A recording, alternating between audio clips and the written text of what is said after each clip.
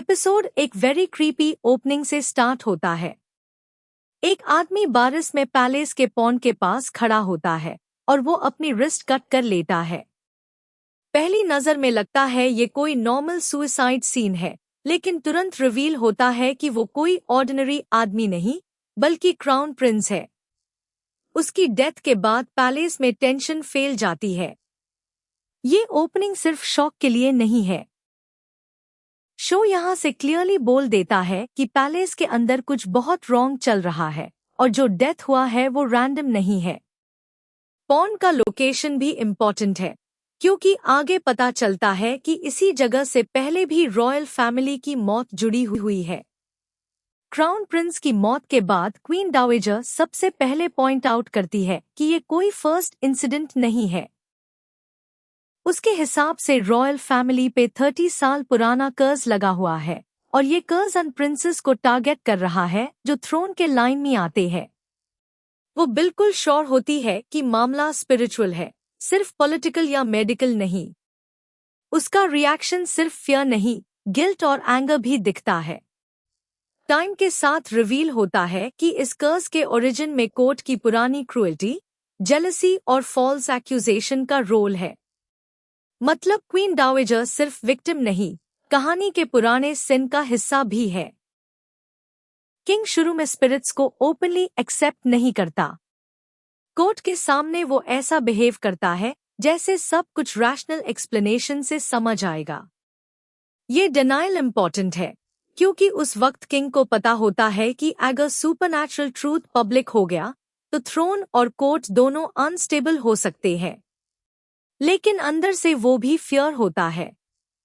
जब पैलेस के अंदर और साइंस आने लगते हैं तब उसका कॉन्फिडेंस टूटने लगता है।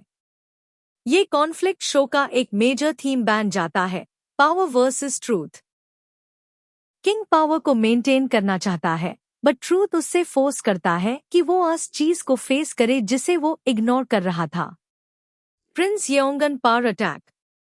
क्राउन प्रिंस की डेथ के बाद कोर्ट को लगता है कि डेंजर शायद खत्म नहीं हुआ। फिर प्रिंस येओंगन पर भी सुपरनैचुरल अटैक जैसा इफेक्ट दिखने लगता है। ये पॉइंट स्टोरी को और अर्जेंट बना देता है क्योंकि अब बात एक सिंगल डेथ की नहीं बल्कि एंटायर रॉयल ब्लडलाइन के वाइप आउट होने की है।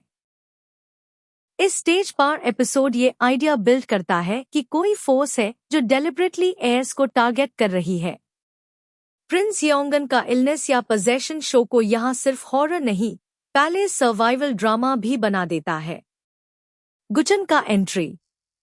जब कोर्ट को लगता है कि नॉर्मल डॉक्टर्स या मिनिस्टर्स काम नहीं आ रहे, तब गुचन को बुलाया जाता है। गुचन कोई सिंपल एग्जॉर्सिस्ट नहीं है, वो ऐसा आदमी है जो स्पिरिट्स देख सकता है और उनसे डायरेक्टली फाइट कर सकता है। उसकी बैक स्टोरी भी अनयूजुअल है। बचपन में वो डूब के मर गया था जैसा लगता है, फिर जिंदा आ गया और उस इंसिडेंट ने उसको सुपरनैचुरल एबिलिटी दे दी। ये कैरेक्टर शो का एक्शन प्लस सुपरनैचुरल सेंटर है। गुचन का रोल सिर्फ गोस्ट को मारना नहीं बल्कि उसका असली रीजन समझना भी है। वो इमोशनल, कॉशियस और प्रैक्टिकल दोनों है, इसलिए वो स्टोरी को ग्राउंडेड फील देता है। किंग का रिस्की डील। किंग गुचन को पैलेस के अंदर फोर्स करके रखता है। पब्लिक को सच ना पता चले इसलिए उससे ऑफिशियल रोल में फेंगशुई मास्टर बोला जाता है। लेकिन रियलिटी में वो किंग का सीक्रेट वेपन होता है। अगर गुचन फ्ली करे, फेल करे या सच बोल दे तो उसकी जान जा सकती है। ये 5 शो के पॉलिटिकल क्रूएल्टी को अच्छी तरह दिखाता है। किंग मदद भी चाहता है लेकिन ट्रस्ट नहीं करता, इसलिए वो गुचन को हेल्प नहीं, हॉस्टेज की तरह ट्रीट करता है। सेंगैंग का रिवील। फिर एंट्री होती है सेंगैंग की। ये गर्ल मैर हुए लोगों की आवाज सुन सकती है जो उससे पैलेस के सुपरनैचुरल मिस्ट्री का इम्पोर्टेंट पार्ट बना देता है। इनिशियली वो एक कोर्ट लेडी लगती है बट लेटर रिवील होता है कि वो किंग की बेटी है जिसे वो पहले मर चुकी समझ रहा था। इस रिवील का इमोशनल इम्पैक्ट काफी स्ट्रॉन्ग है। किंग जिस डॉटर को लॉस्ट मान चुका था वो जिंदा सामने होती है। साथ ही सेंगैंग का डेड से कनेक्शन शो को एक और लेयर देता है। गुचन स्पिरिट्स को देखता है, सेंगैंग उनकी आवाज सुनती है। दोनों मिलकर एक परफेक्ट सुपरनैचुरल टीम बन जाते हैं। स्पिरिट रूल्स का एक्सप्लेनेशन। गुचन एक्सप्लेन करता है कि स्पिरिट्स एक हाई टाइप की नहीं होती। कुछ ग्वाई में होती है जो बैड एनर्जी से बनती है, और कुछ वोंगवी होती है जो रिजेंटमेंट और रिवेंज से बॉर्न डेड सोल्स होती है। पॉन्ड वाली स्पिरिट मोस्टली वोंगवी जैसी लगती है बिकॉज उसमें इमोशन, एंगर और पर्सनल ग्रीवेंस है। ये एक्सप्लेनेशन स्टोरी को रैंडम हॉन्टिंग से एक स्ट्रक्चर्ड मिथोलॉजी में कन्वर्ट करता है। अब व्यूअर को समझ आता है कि ये बस हॉरर सीन नहीं, एक सिस्टम है जहां इमोशंस, इनजस्टिस और डेथ सब स्पिरिट फॉर्म ले सकते हैं। 30 साल पुराना कर्ज। जैब लेटर लॉर को कनेक्ट करते हैं तो पता चलता है कर्ज का शुरुआत एक पुरानी कोर्ट लेडी से जुदा है जो किंग की फेवर में थी। उस पर अफेयर और प्रेगनेंसी का फॉल्स एक्यूजेशन लगा, उससे टॉर्चर करके एक्सिक्यूट किया गया और उसका अनबॉर्न चाइल्ड भी मर गया। मरने से पहले उसने रॉयल फैमिली से बदला लेने का शपथ लेके वो एक वोंगवी बन गई। ये पॉइंट बहुत इंपॉर्टेंट है क्योंकि यहाँ क्लियर होता है कि गोस्ट ने कर्स क्रिएट किया, लेकिन कर्स की रूट ह्यूमन ग्रीड थी। क्वीन डावेजर की जेलसी और कोर्ट पॉलिटिक्स ने पूरी ट्रेजेडी का चेन रिएक्शन शुरू किया। पैलेस पॉन का मीनिंग।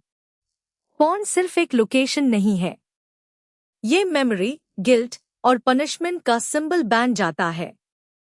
यहीं पे डेथ हुई, यहीं से कर्स का एनर्जी फ्लो स्टार्ट हुआ और यहीं से रॉयल फैमिली का कोलैप्स विजिबल होता है।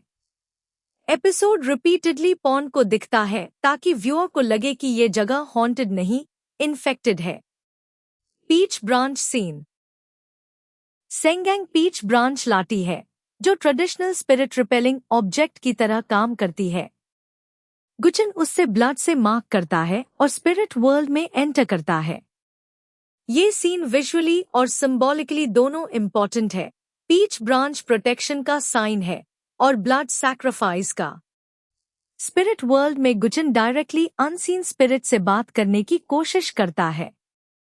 वो पूछता है कि रॉयल ब्लड लाइन हाई क्यों टारगेट है, लेकिन आंसर क्लियर नहीं मिलता, जिससे सस्पेंस और बढ़ जाता है।